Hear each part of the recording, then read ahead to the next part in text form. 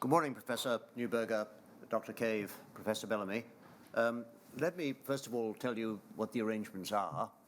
You're talking to an audience here, which comprises participants, largely infected and affected people. They will be both here and in a breakout lounge. The number will be there already, watching you remotely, and there will be a larger audience, indeed, watching what you have to say and listening to what you have to say on YouTube or live stream. It'll number probably in 3 figures. To your left, there are lawyers who represent different interests in the inquiry, and at the back, on the left-hand side, there are representatives of the press, potentially.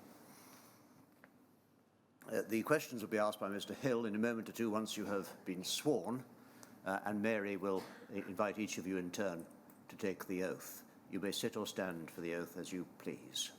Mary.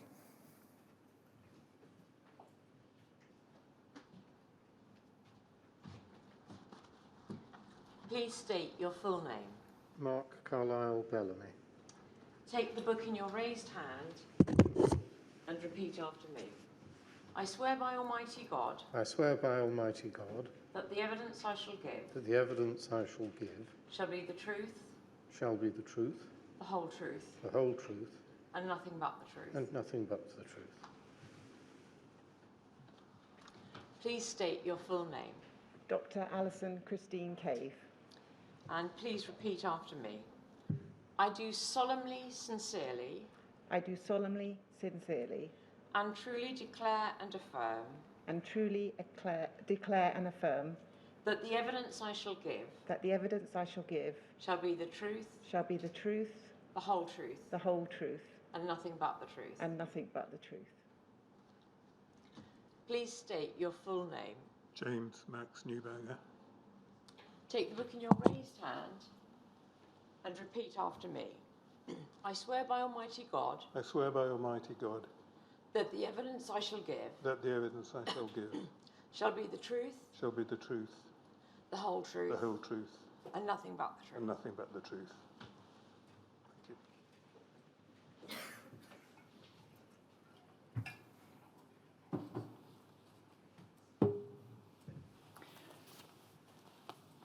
If I could begin, please, by asking each of you to introduce yourselves and give us just a potted history of your career before coming to your current role. We'll go into your roles and your organisations in a little more detail. And please do remove your masks. The idea of today's session is that you'll all be able to join in the conversation, and so please don't hesitate to add something if you wish to do so, and don't necessarily wait for a question from me. The discussion should continue freely. If I could begin with you, please, Dr. Cave. We had something of an introduction to your role from Dr. Rain's evidence, or Dame June Rain's evidence on Monday. You are the Chief Safety Officer of the MHRA, the Medicines and Healthcare Products Regulatory Agency. Could I ask you, please, to just give us that potted history of your career up until that role? Yes, I think it's in my statement, so if you could pull it up, that would be quite helpful. It's WITN 7477001, page 4. Thank you. So my qualifications are, I did a BSc in pharmacology at King's College London and a PhD in biochemistry at St Thomas's Hospital in London. After that point, I went to Boston University School of Medicine and did a postdoctoral fellowship funded by the American Heart Association in, it was a personal research program in cardiac ischemia and protection of cardiac ischemia. I then returned to London, to Guy's Hospital, and continued another postdoctoral fellowship, again in cardiac ischemia, protection of cardiac ischemia. Ischemia is when the blood supply to a heart is stopped or reduced, and we're looking for ways to protect the heart during that period. I then went to what was then called the Medicines Control Agency, which I think you had some evidence on Monday from Dame June Rain, and that was a predecessor to the Medicines, Healthcare and Products Regulatory Agency, where I now work. I was at that at the MCA for just over a year. After that time, I actually returned to academic research, back to King's College London as a non-clinical lecturer and subsequently as a senior lecturer, again continuing a personal research programme into the protection of the heart. After that time, I actually returned back to the MHRA and was started as a senior scientific assessor, where I undertook actually comprehensive risk-benefit reviews. There'll be the topic of the conversation today for individual medicines or classes of medicines across a number of specialities, a number of therapeutic areas, and was then promoted to expert scientific assessor. I then left the MHRA and went to the Wellcome Trust, where I was head of cellular development and physiological sciences, and at that point what I was doing there was running or was directing or developing a strategic research priorities for this scientific area, advising and supporting academic applicants, and also collaboration and working across the UK funding landscape to look for opportunities for collaborations and synergies. I then went to the European Medicines Agency as a principal scientific assessor, and there I worked very much on how can we better utilise and capitalise on data sources which are available to regulatory authorities to support their evidence and their decision making. I then returned back to the UK. Well, actually, during that time, the European Medicines Agency moved to Amsterdam, and I returned to the UK and worked for Innovate UK, which is a group of UK research and innovation. It's part of UK research and innovation as an industrial strategy challenge director, where I was responsible for 2 health data challenges. Again, how can we better use data to support our decision making in healthcare, in the delivery of healthcare? And then in July 2021, returned to the MHRA in my current role as Chief Safety Officer, where I'm responsible for the vigilance of medicines, medical devices, and blood components for transfusion in the UK. Thank you very much. If I could turn to you now, Professor Bellamy. You are the chair of the Serious Hazards of Transfusion Steering Group, and you've sat on that body, as I understand it, since 2008 and have been the chair since 2017. Could I ask you, please, to do the same, just give us a potted history of your career and the other roles that you fulfil at the same time as being chair? Yes, would it be possible to have my statement up with the equivalent page to Dr. It's WITN 7312001, page 1. I qualified in medicine, St John's College, Cambridge, and subsequently Charing Cross Hospital Medical School in 1981. And after junior hospital jobs in London and the West Country, I embarked on a career in anaesthesia and intensive care. I was a registrar in Bristol in the mid to late 1980s. If we can move down one page or so on the document, please. I moved subsequently to in Sweden. Next page, please. Uppsala in Sweden, where I worked as a specialist in anaesthesia and intensive care, before returning to Leeds, where I completed my junior doctor training and was appointed as a consultant there in 1993 in intensive care and in liver transplant anaesthesia.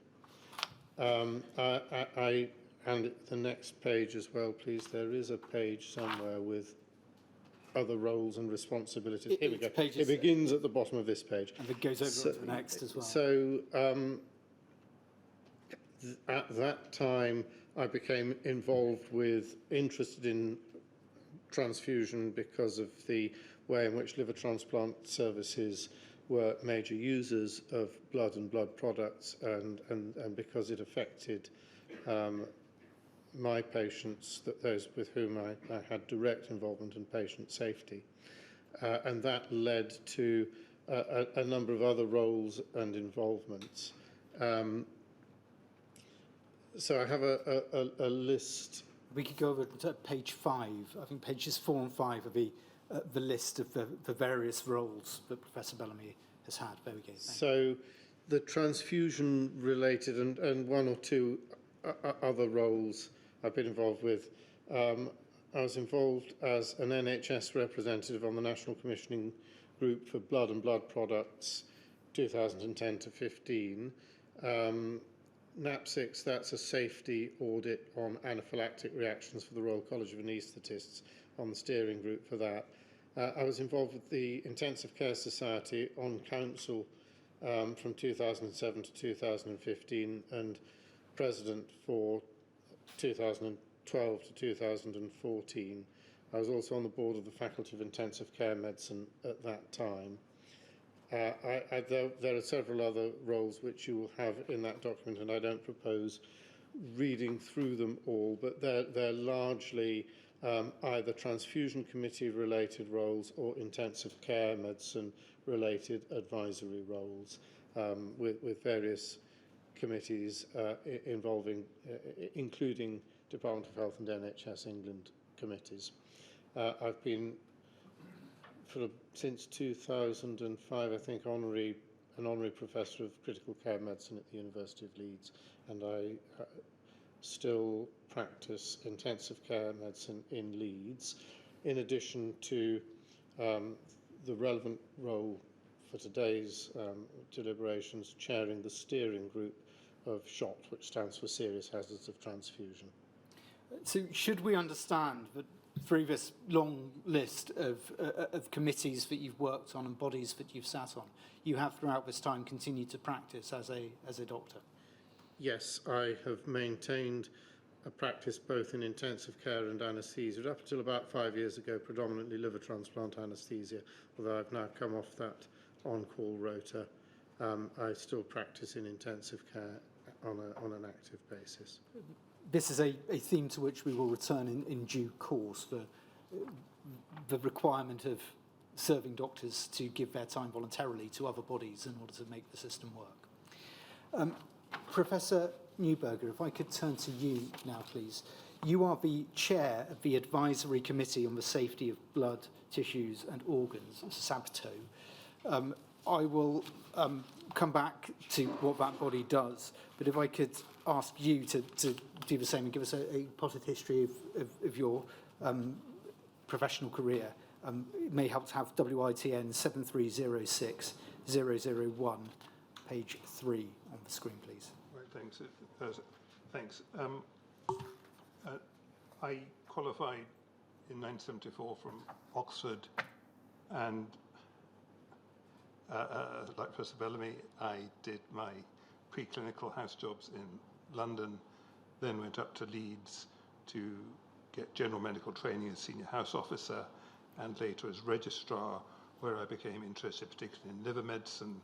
I then moved down to, in 1979, to become initially a research fellow at King's College Hospital, liver unit under Roger Williams. I graduated, I spent 10 years there, graduating to become a registrar and a senior registrar, and later a senior lecturer and a welcome lecturer. I did my my DM there, where this was mainly on halothane hepatitis, where we looked at the mechanism of a drug, an anaesthetic drug, which was widely used in those days and could cause liver failure, to try and find ways of mitigating this. I then moved to Leeds, to Birmingham, where I was a consultant, and I still remain an honorary consultant there, but I retired from clinical practice in March of this year, although I still retain the contract and still remain active in certain research areas.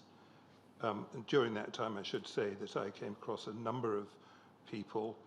I saw the development of what was then cryptogenic cirrhosis and cryptogenic hepatitis, and saw the evolution of hepatitis C.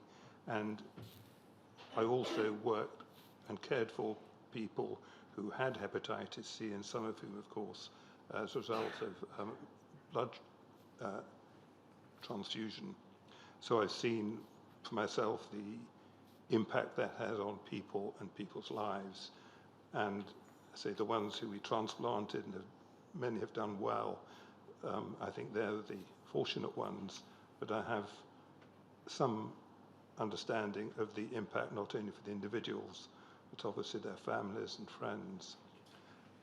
Between 2009 and 2016, I was Associate Medical Director for Organ Donation at NHS Blood and Transplant. And again, that kindled or reinforced my interest in this case, organ-transmitted infections and diseases, particularly cancers and metabolic disease, as well as viruses and other infectious agents. I also, at that time, became involved with other aspects of NHSBT work and saw then the approach to risk reduction and the impact of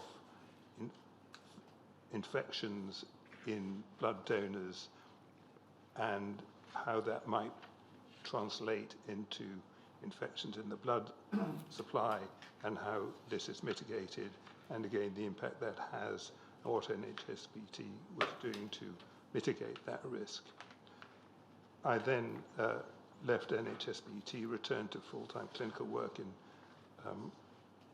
Birmingham, but I became chair of SABTO about 6 years ago now, and we will talk perhaps later about what that involves. I think that gives a fairly brief potted history of my career to date. Thank you very much to all of you for that. And again, as with Professor Bellamy, the same is true of you as well as Professor Neuberger, but you've been a practicing doctor at the time when you have taken on these additional responsibilities in addition to your clinical role. I'm going to turn now then to the organisations. Dr. Cave, you are politely excused from this, Dame June Rain having explained the role of the MHRA to us on Monday. So if I could turn instead to Professor Neuberger first. And could you tell us what the Advisory Committee on the Safety of Blood, Tissues and Organs is, and what it does? Yes, we're, I should say, an independent organisation, an independent committee that is looked after, hosted by the Department of Health and Social Care, but we're independent of them. They provide admin support. Members are appointed after open advertisement and the appointment ratified by the ministers. Our brief is to advise ministers, departments of health departments and the NHS generally about measures to improve the microbiological safety of blood and its components, but not its products. That's to say, if I can just distinguish that blood, that from the SABTO side, and we look after blood and its components, which is blood, red cells, platelets, white cells, whereas the products are the remit of the MHRA, and that is based in law. We also are responsible for organs, tissues, and cells. That's particularly, or it includes gametes as well. So we advise ministers and others on the safety. We have no executive power. We're purely advisory. Members are voluntary, they're appointed, and I have to say we do have a very good reputation of really high quality experts. We have a broad remit and therefore a wide committee membership with particularly microbiologists, people interested in the blood service, transfusionists, as well as transplanters, those in organ transplantation, gamete donation, and particular emphasis with microbiologists and virologists, prion experts, and we also have a health economist. Do you have any lay members as members of the committee? Yes, we now have 2 lay members. one with a background in receiving blood transfusions, the other for organ transfusions. So they are very active and contributors to the committee, and where appropriate, we do also, before finalising our recommendations, send out for consultation. You mentioned that all of the members are appointed through an open process and are approved by the minister. Could you just, without going into the minute details of that process, just explain how that works and how the independence of the membership is guaranteed through that process? The advertisement goes out primarily on the government website.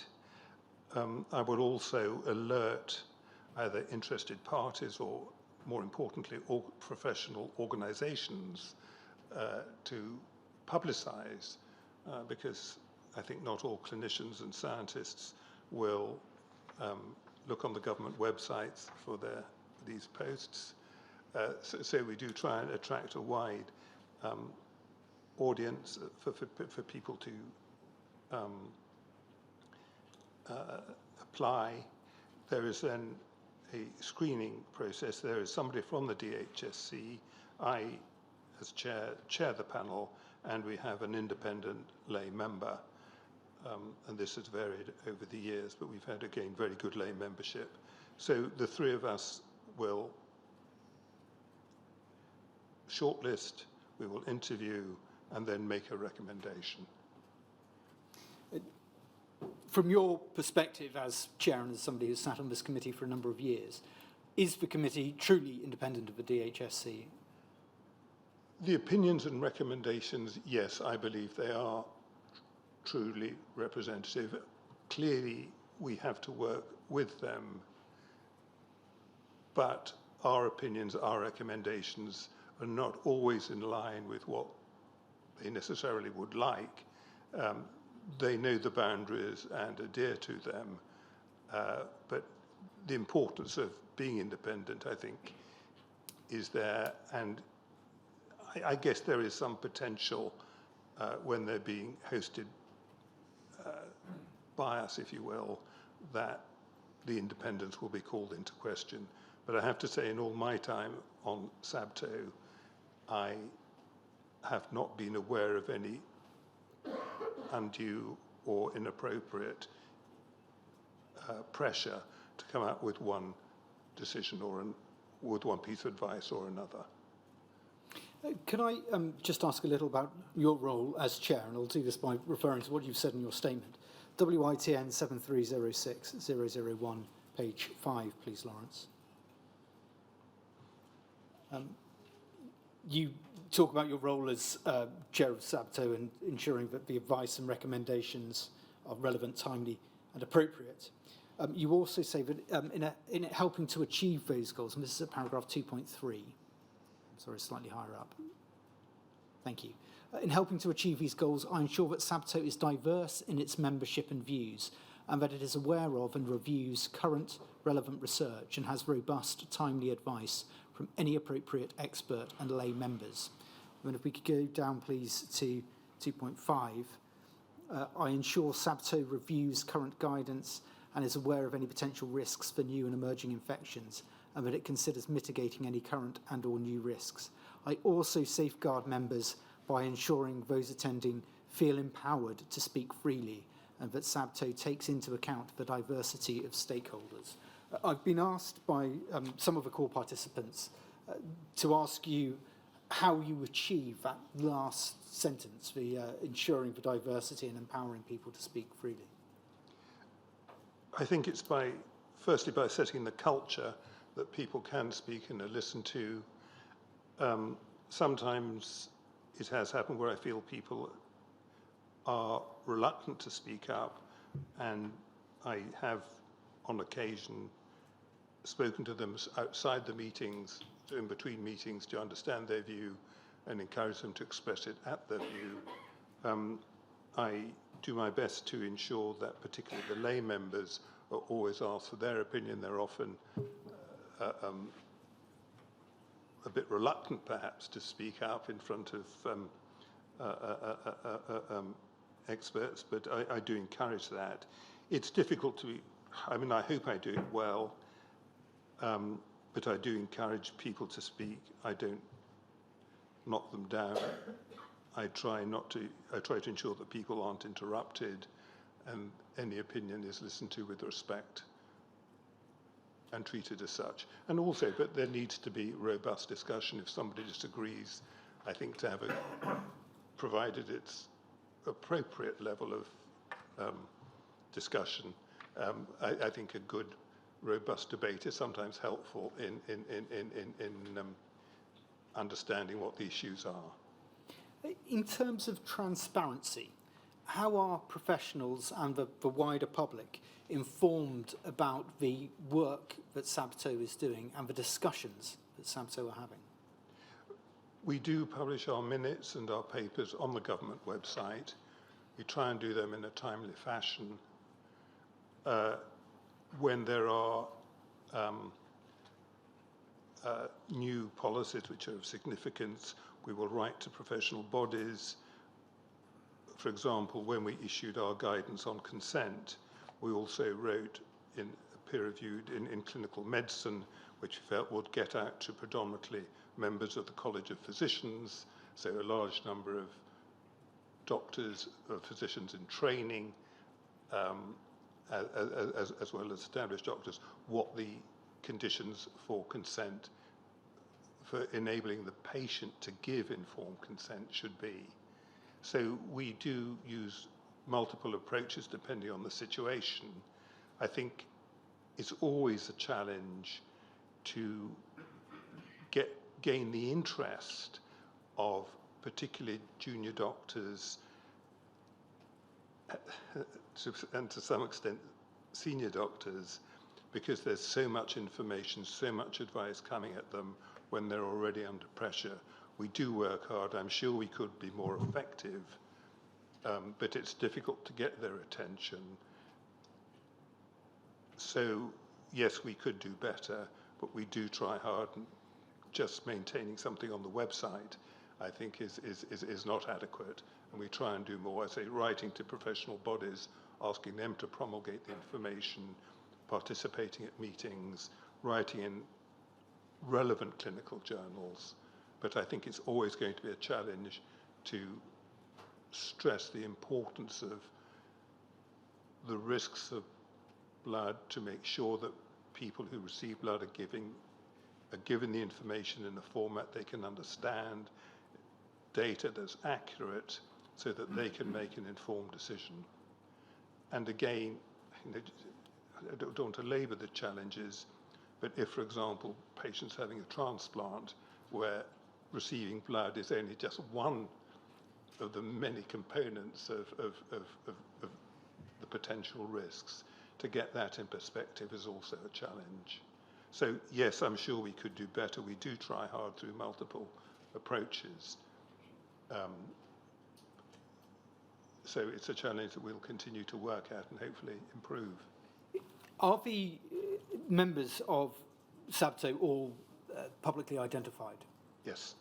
Is it therefore possible for colleagues to approach them and say, I've seen the published minutes last month, why aren't you talking about X? Or I disagree with Y. Firstly, is that possible? And secondly, does it happen? It's certainly possible. I'm not aware offhand of any situation where it has occurred. I know that, for example, we're discussing a number of issues of topical interest, which I think we may come on to later, where members have been discussing it with their colleagues. So we do want informed contributions at the SABTO meetings and its working parties. But when members meet sort of colleagues, I guess it's not always documented. Yes. If I could turn to you now, Professor Bellamy, and ask you about the serious hazards of transfusion group, the steering group that you chair. If we could have, please, on screen WITN 7312001, on pages 7 to 8.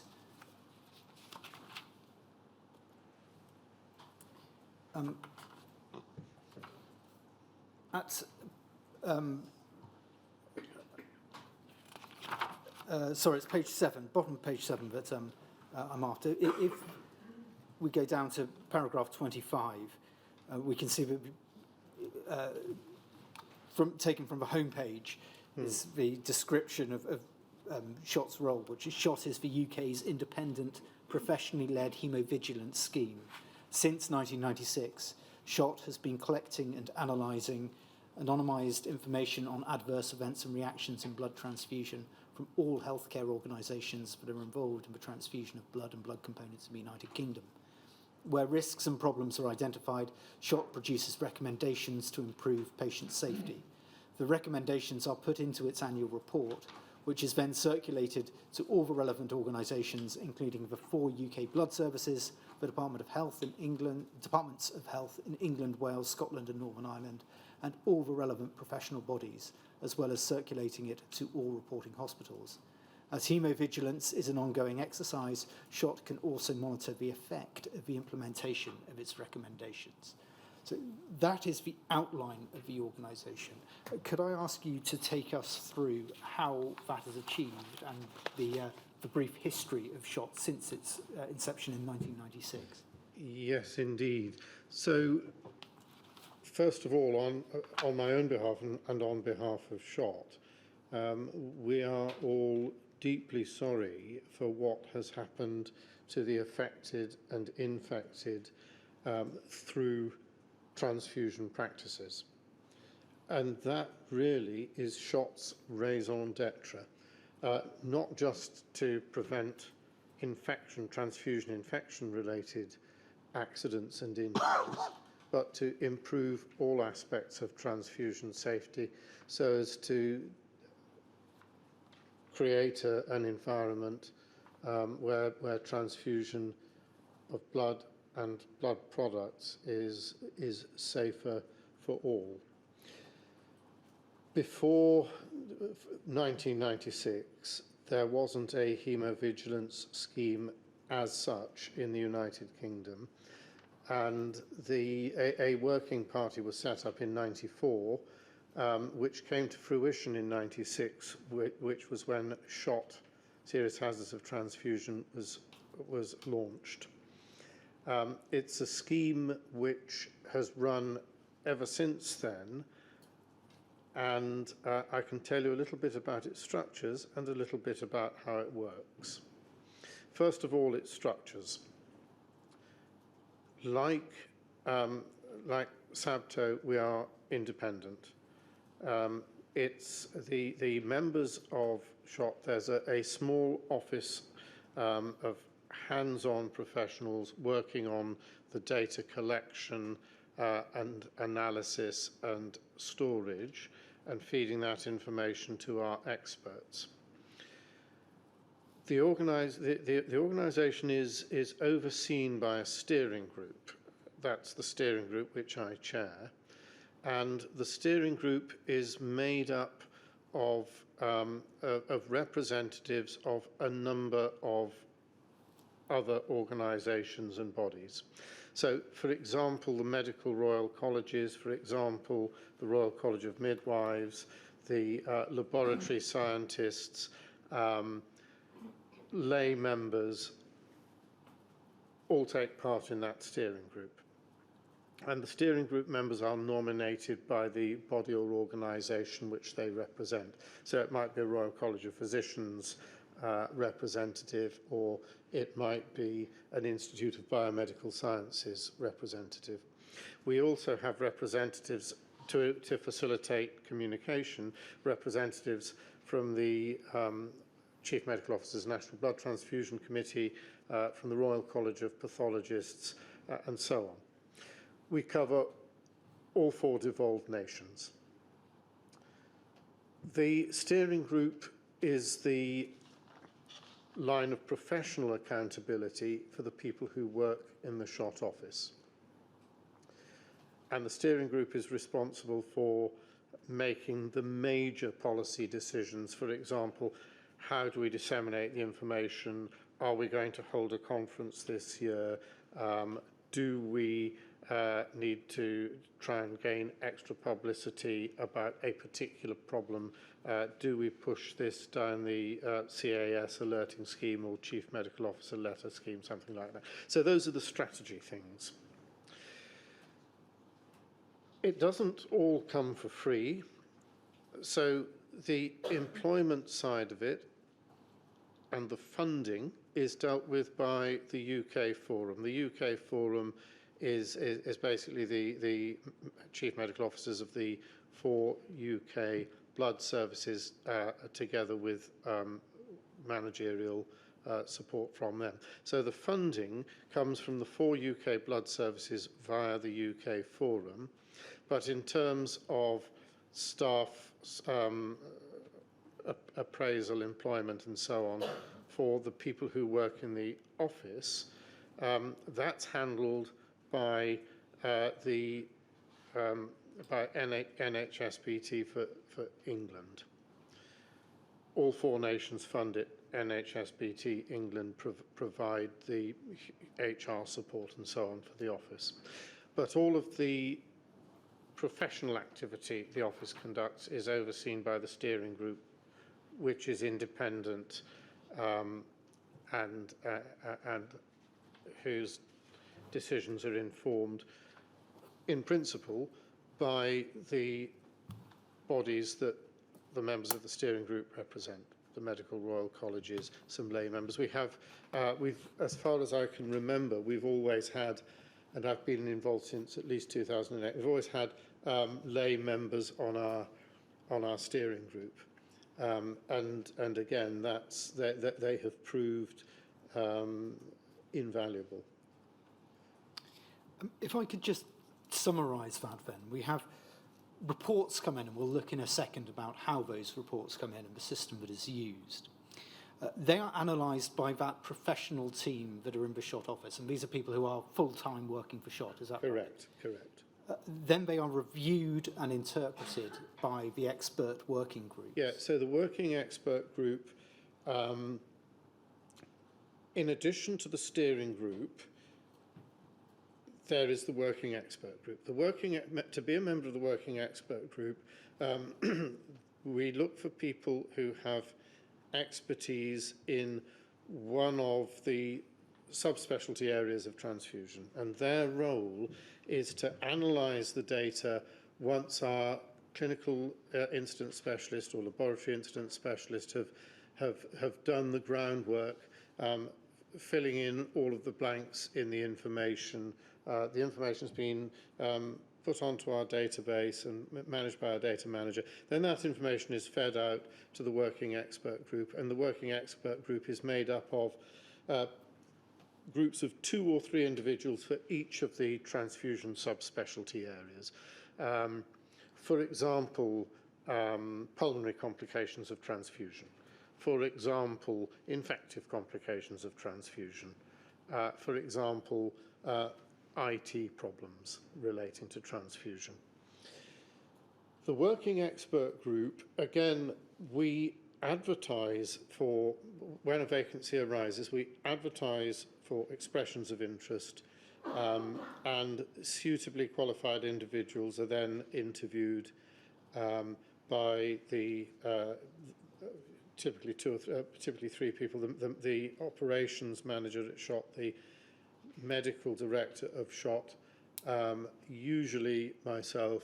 There may be a lay member involved. There may be a member of another external agency involved, according to the type of expertise we're looking for. So again, an open process. It's an open process. The members of the working expert groups, are they practising doctors or practising specialists in their field who give their time voluntarily to this? Some of them are doctors, some of them are allied health professionals, some of them are biomedical scientists. It's a very diverse group so that we get as broad a field of expertise as possible. And will they have full-time responsibilities elsewhere? In pretty much every case, yes. You mentioned in your statement, paragraph 10, the medical director, Dr. Narayan, and you just mentioned the role of medical director there. Is that a post that is full-time for SHOT, or again, will there be clinical responsibilities elsewhere for Dr. Narayan? No, that is a post which is a less than whole-time role for SHOT. Dr. Narayan and previous medical directors have delivered half their job plan for SHOT, and in Dr. Narayan's case, the other half is delivered as a consultant in transfusion medicine for the National Blood Service. So that requires the National Blood Service, in this case, to be willing to allow a job share of that nature. Yes, although it differs slightly from the other experts in that it's a formal job share with a defined split, whereas the other members of the working expert group and of the steering group work full-time in other clinical roles, as well as giving their own time or study leave time or professional leave when agreed by their employer to SHOT. Again, we'll come back to that when we discuss the strengths and weaknesses of the current arrangements. We will look in due course at an example of an annual report that SHOT produces. But is it right that as well as the annual report, you carry out surveys to see the effect that the recommendations in the annual report have had? Yes. For those who are interested, there's an awful lot on our website, and you can get a snapshot view even just by looking through the slightly cramped menus on the website. So yeah, 3 stages. The information comes in from reporters in individual hospitals, laboratories, and so on. It comes in through a common reporting portal which we share with the MHRA, which is called SABRE, for those who like acronyms. We abstract the information which is relevant for us. So of the 4,000 or so reports which come in each year, the vast majority are appropriate reports, and about 1,500 of those will be looked at by MHRA, about 2,500 will be looked at by us. There is some overlap. Once we've looked at those, once the duplicates have been teased out, the gaps have been filled in, the data are fed to our working expert group, who then come up with conclusions and lessons learned. The 2 or 3 people in the specialty area working expert group then bring this back to the full working expert group, who meet several times a year and also meet with the steering group to look at the outputs of this information and of the potential lessons learned. So we look at the draft chapters for the SHOT report, and when the SHOT report is published, again, it's broken down into a summary of what happened, key themes that we've observed through the year and that we think are observing trends or the important things, and the special lessons that we learn from this, which are translated into recommendations. The report is then disseminated. It's disseminated in a number of ways. First of all, we have an annual congress, and we encourage representation from trusts and health boards throughout the UK and internationally. More recently, doing web-based meetings, we've managed to get more international input into those meetings as well. One of the worrying things is that there has been a fall-off in the number of UK representatives funded to attend or released to attend, and I may wish to come back to that later if I have an opportunity to.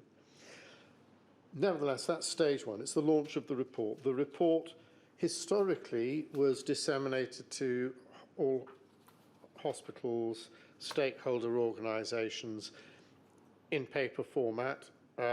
It's still available in paper format to be purchased for those who wish to purchase paper format, but in terms of making information more readily available and more easily searchable, we've gone down an electronic distribution route. So the reports for every year from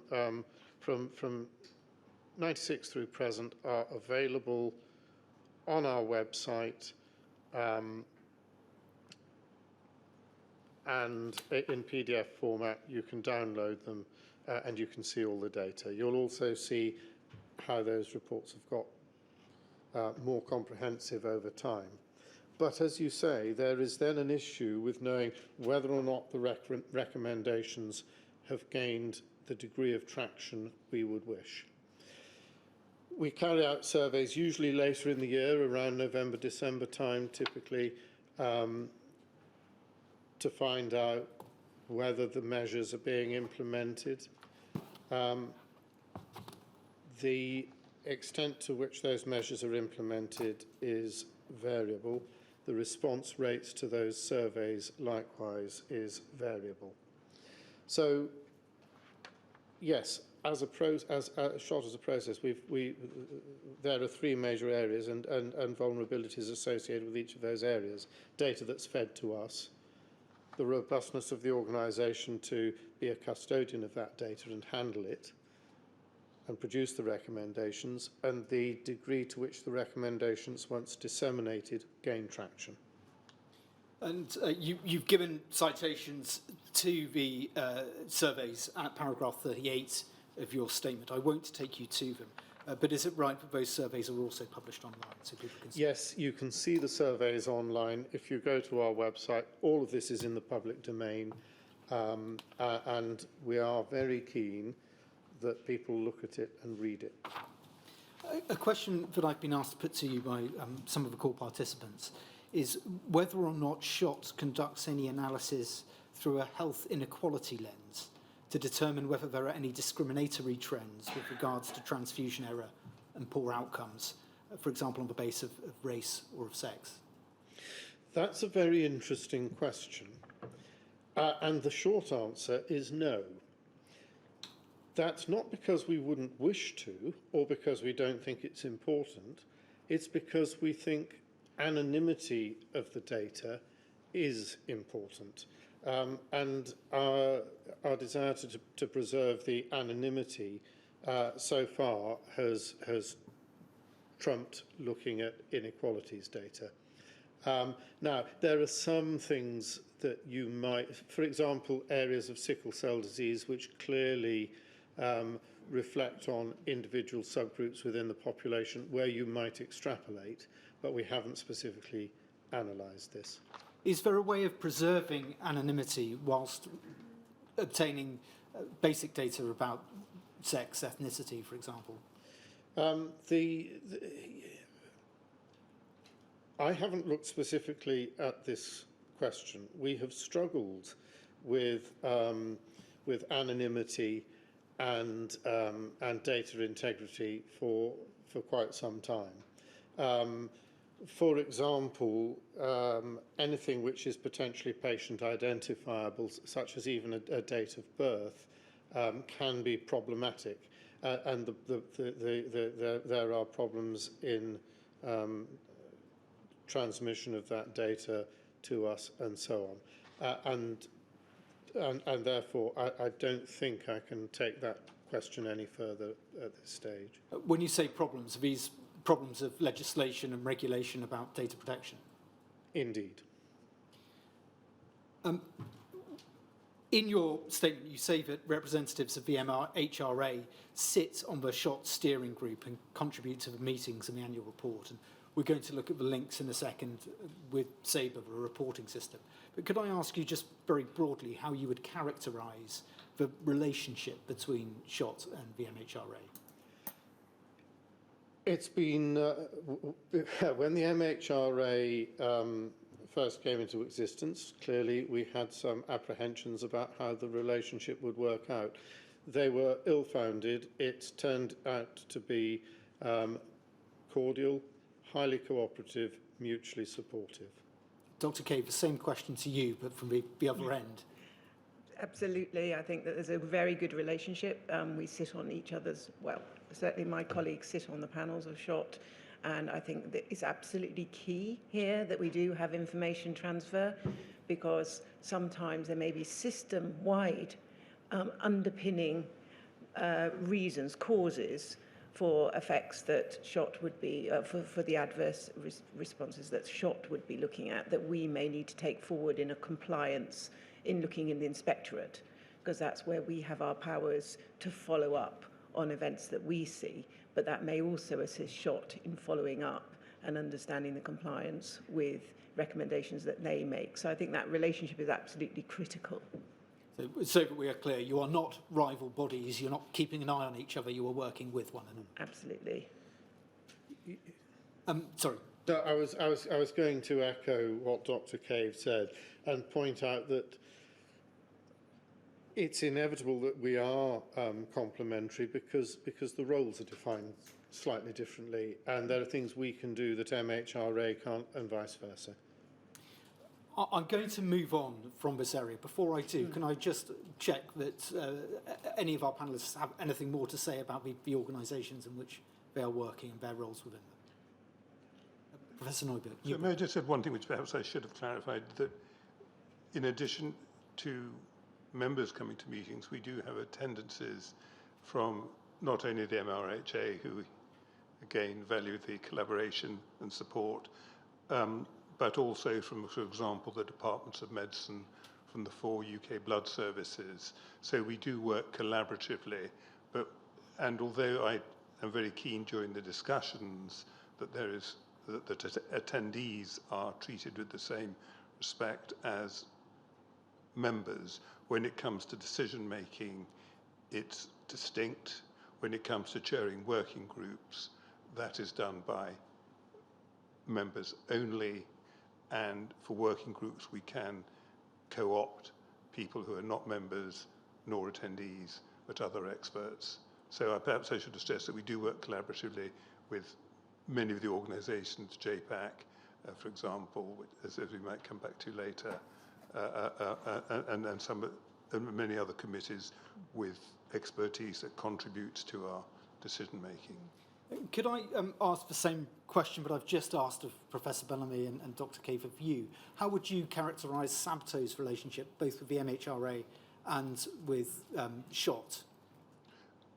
I think we value the relationship very highly, so this sounds very sanctimonious, but it's true. MHRA has a very, so our job is, I think when we make recommendations, they obviously feed into MHRA. We have fewer restrictions, if you will, so some of the changes that we would like to, that we have recommended, would require legislation to amend, and therefore implementation is without the remit of MHRA.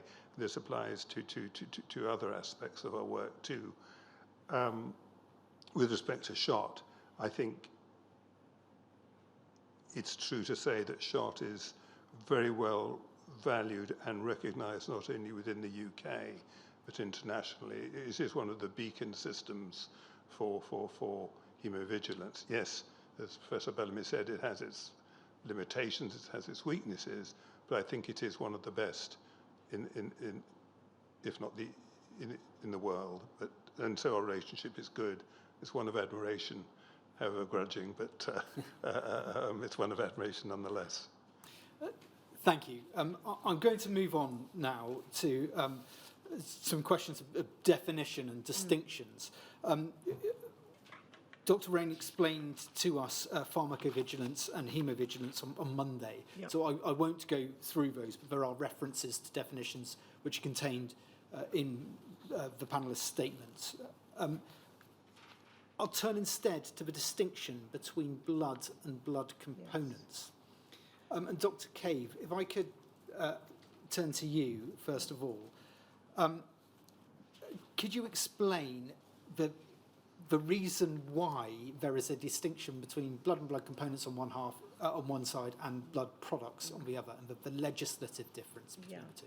I think it might just be helpful to revisit a little bit the haemovigilance section, just because I think it is incredibly complex, actually. And if you look at the legislation and the reasons why SHOT and MHRA work together, it's because we have different responsibility in the haemovigilance side. So if we think of haemovigilance, and I just, apologies for repeating what not at all, Dame please. Ray might have said, but I think it's just important because it's so complex that we need to just define very clearly where our roles and responsibilities lie. Shall I bring up your statement where you... So maybe set just out- bring up the definitions, because I think it's important just to say that haemovigilance is a set of surveillance procedures which cover the entire blood transfusion chain. And this is the key point. So it covers... sorry, if I could just bring up the definitions. WITN 7477001, page 7. This is Dr. Cave's statement. And if we could go to paragraph 3.3 on page 7. Yes, that's right. I'll just read through yeah. them here and then ask you to explain a little further. Okay. Haemovigilance, as defined by the World Health Organization, is a set of surveillance procedures covering the entire blood transfusion chain, from the donation and processing of blood and its components through to their provision and transfusion to patients. The MHRA only oversees the laboratory process of this element. Pharmacovigilance is defined as identifying and responding to the benefit-risk issues emerging for authorized medicines as used in clinical practice, and including the effective dissemination of such information to optimize the safe and effective use of medicines. So if we turn first to haemovigilance. So if I look at haemovigilance, and there it is really important, as we say, to define these two terms, because it's quite confusing. So blood and blood components is, so blood obviously is the whole blood, which is collected from a donor and processes, and processed then either for transfusion or for further manufacturing. And as been already discussed today, blood components are defined as the therapeutic constituents of human blood, and that might be red cells, white cells, platelets and plasma, and that can be prepared by various methods. And then blood products then can be defined as any therapeutic product derived from human blood or plasma. And the reason it's really important to look at those separately is they're defined by different legislations and controlled by different legislations. So blood and blood components are under the BSQRs, as let me just see exactly, the blood safety and quality regulations, and that was in 2005 and amended subsequently, whereas blood products are under the Human Medicines Regulation of 2012. So they're different legislative procedures, and I think that's quite important to just define that from the start. And there's a reason for that, in that blood products are quite a global. It's a global product. It may be a substantial manufacturing process. It would have good manufacturing processes. It's defined. It can be produced in other parts of the world and then shipped back or used in the UK, whereas blood is generally sourced within the UK. There are some exceptions, and I'm sure my colleagues here will be able to point out the exceptions there. So it's kind of more of a local, if you like, a UK-based procedure, whereas blood products can be more global. And I just think it's quite complex, actually, so it's quite useful just to define that. So within haemovigilance, MHRA is the competent authority for blood and blood components when used for transfusion. And we have, therefore, powers to inspect blood donation centres. We look at the quality and safety from that donor collection right through to the processing and transfer to the hospital blood banks. So that is our remit. And within the haemovigilance process, we collect serious adverse events as a result arising from that part of the process.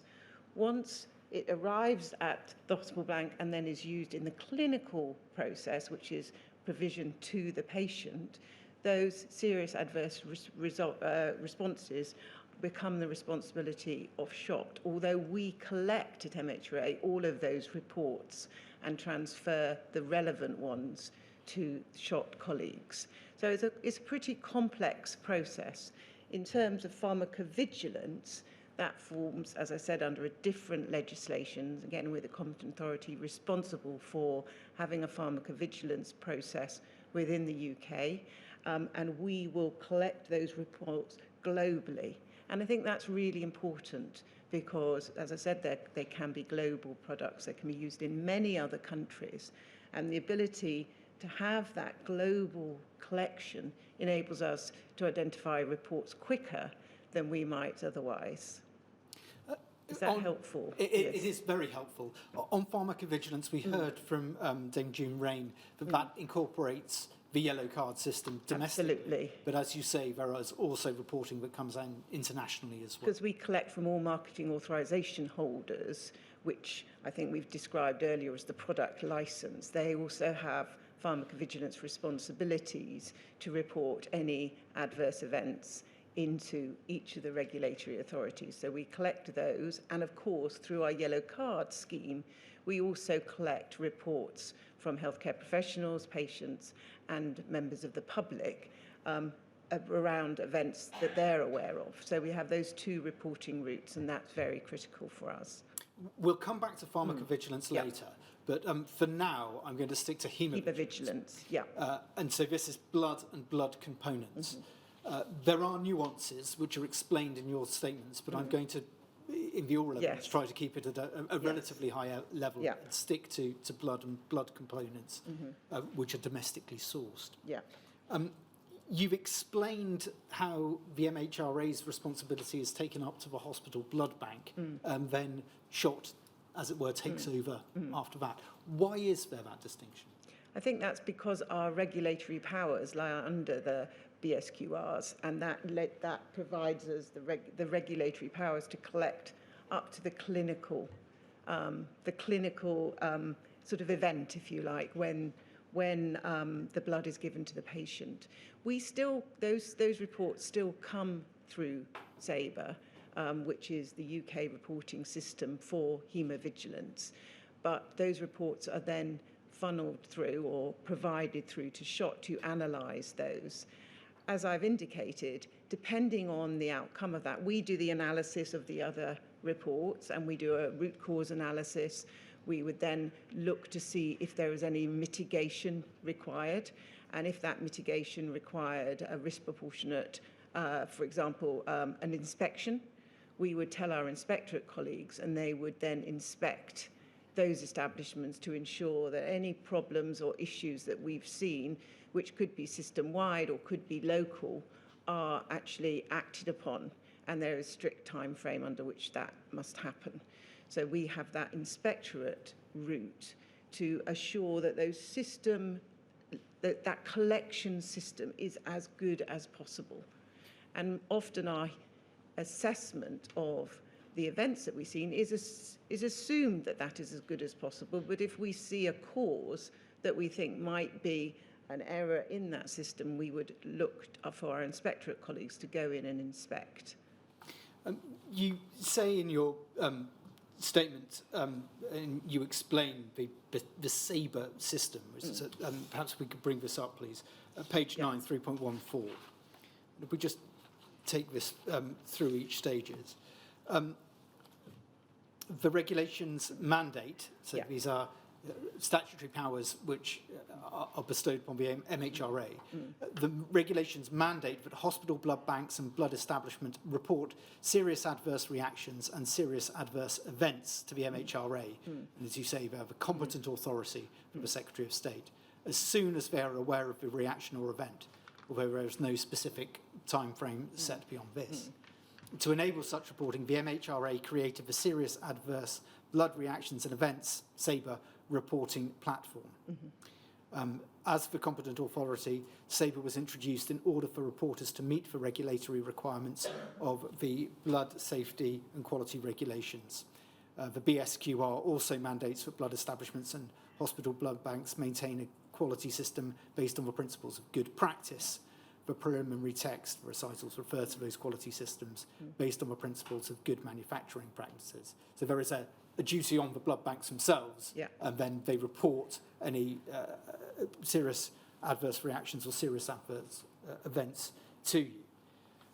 Let's look at the definition of those categories. If we could go, please, to page 11 of your statement, and paragraph 4.4 at the top. An SAE, so this is a serious adverse event is defined in the regulations as, and I quote, any untoward occurrence associated with the collection, testing, processing, storage and distribution of blood or blood components that might lead to the death or life-threatening, disabling or incapacitating conditions for patients, or which results in or prolongs hospitalisation or morbidity. Now, just a couple of points to pick up from there. Any untoward occurrence is very broadly phrased, no doubt deliberately so. Can you just give us a flavour of the types of untoward occurrence that might be captured by this? Well, so for example, if we think of the whole system there, so the first and the critical point is there the donor collection process, the collection process from the donor. And that's a very well regimented process.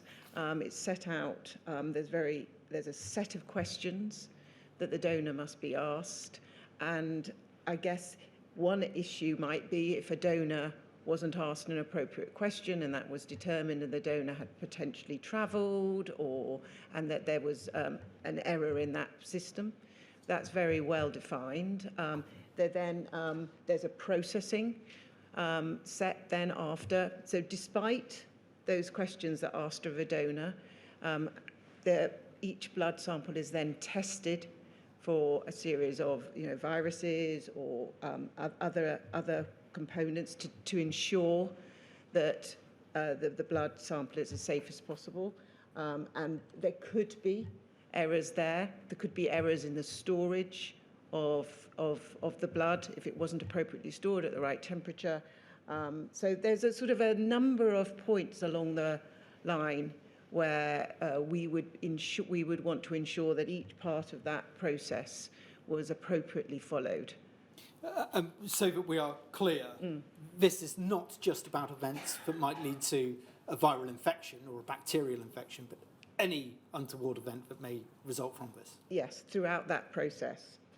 The inspection, authorisation, collecting and processing, really, that's where an untoward occurrence might occur. Second point to pick up from this definition, and to reiterate what you've just said, it is about blood or blood components. It is not about blood products. That is a separate piece of legislation. Yes.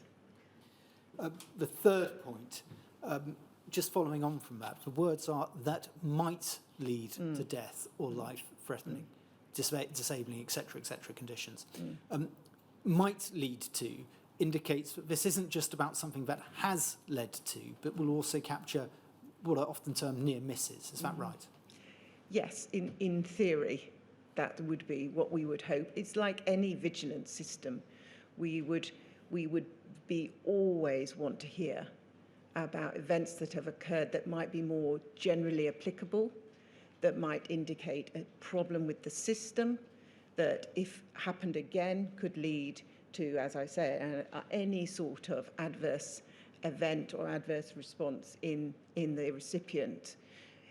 Any vigilance system would look to pick that up. It's probably fair to say that those are sometimes poorer reported than events which have led to harm or have led to some deleterious effect in the recipient. An issue about near misses is how one defines them. So if somebody takes out a particular label and almost places it on the wrong bottle, but then catches themselves and doesn't do so, in one sense that could be a near miss. If the wrong label goes on the bottle, but it's spotted by somebody else in the system and is corrected, that could be a near miss, but that could also be an example of the system working correctly to check on what happened. So how is that difficulty broached in this reporting system?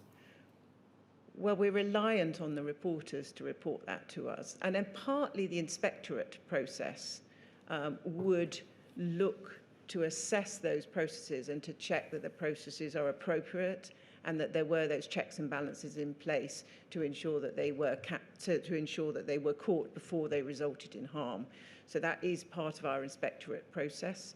Obviously, you are reliant on the reporter in those instances to report, oh, I could have made a mistake there, and oh, I realised that wouldn't have been captured. I think that that's part of the SHOT recommendations, that they have put in place recommendations to try and prevent that, certainly in the clinical space where you have checks at the bedside, and Professor Bellamy could probably describe those more. But we would hope that any system had sufficient checks to ensure that errors, human errors, which may always occur, were caught and captured before they resulted in harm. But with any system, that's sometimes less well reported than an event which has resulted in harm, although you can see that the definition does ask for those to be reported to us. Yes. Just to complete on this, and then we'll come back, and I think I'll bring Professor Bellamy in on this question of near misses. The second definition, serious adverse reaction, is defined as an unintended response in a donor or in a patient that is associated with the collection or transfusion of blood or blood components that is fatal, life-threatening, disabling or incapacitating, or which results in or prolongs hospitalisation or morbidity. So again, a broad definition, but as the name suggests, there must have been a reaction in order for that to be triggered in a report. On near misses, now the SABRE system, I won't go through in granular detail, but it is a system which is set up and which is shared, isn't it, between the MHRA and SHOT. People put a report in and it will go to both organisations, and we will see how they bifurcate. Well, depending on what the report is, it would go to both organisations. And you can hear, and Professor Bellamy pointed out, that sometimes there can be overlap between those reports. And you could understand the example potentially where there was an SAR, an unattended response in a donor, but actually on investigation that was found to be a result of the process that led up to that event rather than an error in the clinical system. And that's why we need to work together to ensure that we understand the root cause of any event. I mean, that's absolutely critical. Unless we understand what has caused either an SAE or an SAR, then we can't put in place risk mitigation measures to ensure that that's prevented in the future. We'll come on in a second to how that is done. But let's just quickly, if we may, look at NHBT 0203834. This is an exhibit to Professor Bellamy's statement. It is the joint user guide for mandatory and professionally mandated haemovigilance reporting in the UK. Professor Bellamy, this is a joint document between SHOTS and MHRA, but as it's attached to your statement, I'm afraid I'm going to turn to you for an explanation. It is, it should be said, a 67-page document, so we're not going to go through all of it. But I would like to pick up on this point about serious near misses. Yes. And there is a flow chart which is contained at page 12. Let's have a look. Of the document. And we can see here, so MHRA SAE decision-making flowchart. So this is about serious adverse events rather than reactions. And the flowchart begins by asking, was the adverse event associated with the collection, testing, processing and storage or distribution of blood components and blood products, or might it result in the provision of inappropriate components for clinical use? No, it's excluded, you don't have to report it. Yes, you go to the next box. Did the quality system highlight the adverse events at the time it was made? If it's yes, then it is not a serious adverse event. No, it says, did the quality system highlight the adverse event later on in the transfusion chain? If it's no, then it's reportable. If it's yes, there's a further question. Was the adverse event discovered after issue? Yes, it is reportable. No, further question. Is this an isolated adverse event? Answer, yes, it's reportable. No, you get a further question. Is this a repeated adverse event which shows a significant weakness in the quality system? Answer, yes, it's reportable. Answer, no, it goes back. So could you just explain to us what the intention of this flowchart is? Yeah, first of all, it's so that a lot of time isn't spent analysing things which are examples of what you pointed out earlier, where the safety nets in the system do actually work. But it's a slightly fussy diagram, but imagine a chain of events which gets us to the bottom line. It's like the arrow being fired, which goes through every hole in the Swiss cheese and hits its target. For example, the wrong unit of blood ending up at the patient's bedside. That's the after issue.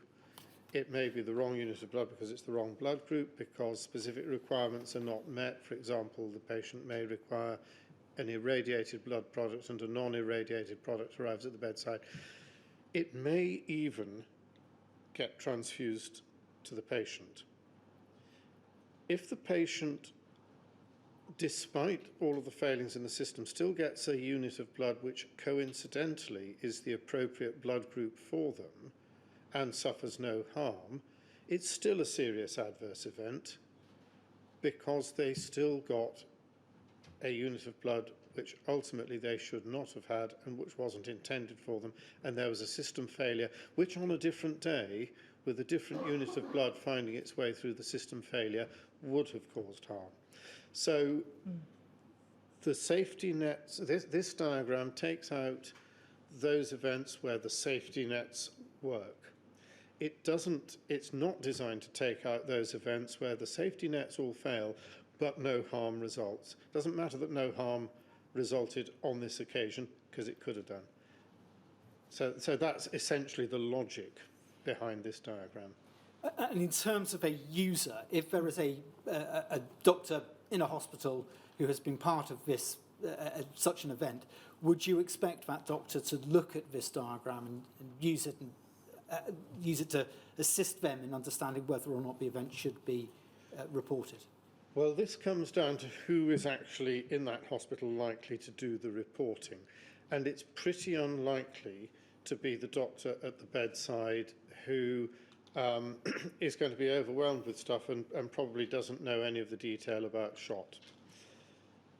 So who is going to report it? Well, in many trusts we have transfusion specialists. Their role is to police these processes, but more importantly, implement transfusion education and maintain standards. The transfusion specialists are often either nurses with a specialist role or biomedical scientists with a specialist role. The reporting may also be done via the laboratory manager, or by one of the biomedical scientists working in that laboratory. It would be relatively unusual for one of the doctors to do that. And in many ways, I think it's probably not desirable that one of the doctors should do it, because the quality of the reporting and the certainty that it would happen, I think, would be chaotic. So, to rephrase the question, if I may, would I expect a transfusion specialist or a laboratory manager to be familiar with this? Absolutely. In every hospital where transfusions are I would conducted? expect them to know that it existed and where to put their finger on it fairly quickly. And in my experience, that has generally been the case. Is there an individual in each of those hospitals who is designated to that role? Unfortunately not. Again, by custom and tradition, this has usually fallen to the hospital transfusion team. Hospital transfusion teams came out after Better Blood Transfusion 1 about 10 or 12 years ago, and our hope at that time was that they would be completely embedded in every hospital and health board in the country, that they would be highly functional and effective, and that their role would be fully supported. The NHS has fallen on hard times. Many of those posts have fallen empty and not been replaced. Those people who are in post have often been pressured and overwhelmed. So at times it is not clear who should be reporting. Now, in the future, and I'm sure, when I say you, I mean the inquiry knows that incident reporting in the NHS is changing. The new initiative, PSURF, was notionally launched in August of this year and should be implemented in all trusts within 1 year, so by about this time next year. That's a new patient safety incident response framework. The acronym's PSIRF, you can find it on the web. It's actually quite good. It's very encouraging because it looks at the whole way we look at, investigate, learn from, and implement changes around incidents. And this is an NHS-wide initiative. One of the recommendations, one of the features of PSURF is that there should be in each trust a patient safety officer who is nominated, a named individual, who oversees this sort of process. That doesn't mean that individual does every report herself or himself, but it does mean that there is a line of accountability for that process, or there will be. There isn't at the moment. I'm going to move on shortly to the question of what happens to the reports once they are submitted. But just before I do, a final question on this to Dr. Cave. We've been talking about reports in the abstract here, but an effective report is going to take a little time to put together because it needs to analyse what happened and why it happened. Is that fair? Yes, no, well, the reporter is led through a number of sort of categories on the SABRE system. And if we went to my statement 6.2, I try and set out a little bit the process, what happens when a report is received on the SABRE platform. It's page 18. Yeah. So we take a very robust approach to that incident management. And the key driver for that is to try and understand what is the root cause of that particular incident. So as it's set out there, it can be... let me just bring it up. WITN 7477001 and page 19, actually, I think it's more helpful. Yeah. 19. 19, yeah. WITN 7477001 13. 19. Okay. Thank you. Yeah. Because it is such a complex process, I think people are obviously understanding as listening online how complex it is and how many parts of the system we need to ensure and have and regulate. It could be a new technology with regard to a test, it could be a new viral threat emerging, or it could be simply a mistake in the system as a result of human factors. So when the Haemovigilance team at MHRA receive a report, the first thing they'll do is to try and they have what is called and that's set out, sorry, it's a bit complex, it's set out earlier in the report. They have a notification report, and that gives an initial outline of the incident. That notification report is then analysed. The reporter is asked to investigate the action and come back in with a confirmatory report onto the SABRE platform. The Haemovigilance team at MHRA would then analyse that report to understand what might be the root cause and to ensure that then the reporter has introduced those corrective actions. If we feel that it was obviously of a significant impact, we might then inform our inspectorate team, and they would then incorporate that into their inspections going forward to ensure that compliance has been met. And again, the inspection has a number of sort of powers to work through in terms of corrective actions and timeframes under which those corrective actions should be implemented. So that's a really key part of the MHRA role. as we've talked about today, if it's a serious adverse response, those reports would go through to SHOT to analyse in more detail to understand the underlying causes of that, because that's outside of the BSQR regulations. Thank you. So I'm conscious of the time. We've gone beyond the normal time, but I think that's a natural break as we'll come back and we'll ask about SHOT's role and the annual reports and what that... Well, just before we do that, may I ask two questions, and they will need to put back up on the screen the document which we've just taken down, which is NHBT 0203834, the flowchart.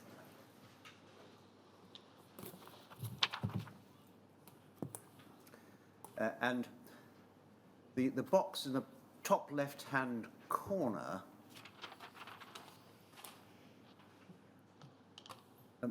the question ends up with, might it result in the provision of inappropriate components for clinical use?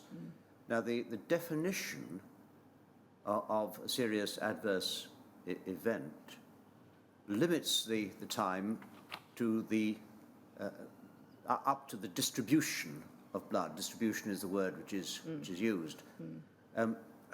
The understanding is it, that this is really the process of taking the blood, collecting the blood, that's where it begins, from one arm, up to the point where it's about to be put into the arm of somebody else. So distribution is not simply a question of warehouse to warehouse, this is actually to the arm, is it? Well, it's for in terms of the BSQRs, it's up to the hospital blood bank at that point for us, where you store, conduct, obviously do the compatibility test, and then it's distributed to the particular ward it might go to. Now that gap between blood bank and ward, that's not covered by serious adverse reaction, that's the consequence. Who is responsible for policing that part of it? If I may attempt to take that one, Sir Brian. One of the terms that the inquiry may have come across is cold chain compliance. The idea of cold chain compliance is assuring the quality of the unit of blood throughout its journey, as you said, from the donor's arm to the recipient's arm. And that includes the storage fridges that it's kept in. It includes the time it's out of a fridge, transported to a ward, going back into a fridge, transfer between the two, usually in a cold box, goes back into a fridge, checked, goes to a patient. So the cold chain compliance covers that entire process, right up until the final point where that unit of blood is removed from the final fridge, which is usually an operating theatre fridge or a ward fridge, and delivered to the patient's bedside.